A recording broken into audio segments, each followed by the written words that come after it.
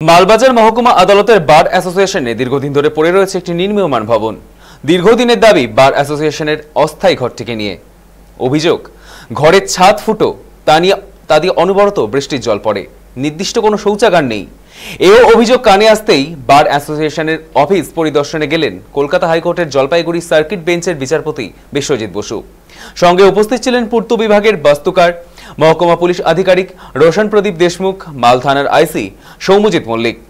পরিদর্শনের পর দ্রুত কাজ শেষ করার নির্দেশ দেন তিনি। পাশাপাশি বার অ্যাসোসিয়েশনের নিজস্ব শৌচাগার ও পানীয় জলের ব্যবস্থার দিকেও নজর দিতে বলেন বিচারপতি।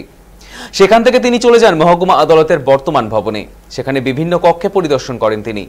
বর্ষার সময় ছাদ দিয়ে জল গড়িয়ে ভেতরে ঢুকে যায়, সেটাও মেরামতি নির্দেশ দেন তিনি। আদালতের সীমানা ঘেঁষা একটি নির্মীয়মান দ্বিতল ভবন নিয়ে অভিযোগ তোলেন তিনি। পাশাপাশি নির্দেশ দেন দ্রুত কাজ সম্পন্ন করার। থানার আইসি সৌম্যজিৎ মল্লিককে কড়া হুঁশিয়ারি দিয়ে এই নির্মাণ কাজ বন্ধ করার নির্দেশ দেন বিচারপতি। পরে জাস্টিস বসু ডেকে পাঠান পুরসভার চেয়ারম্যান উৎপল ভাদুরীকে। তৎক্ষণাৎ সেখানে পৌঁছে কাউন্সিলর পুলিশ গোলদার এবং পুরসভার চেয়ারম্যান উৎপল ভাদুরী। আদালতের পাশে বেআইনি নির্মাণের বিরুদ্ধে ব্যবস্থা নেওয়ার নির্দেশ দেন বিচারপতি বিশ্বজিৎ বসু।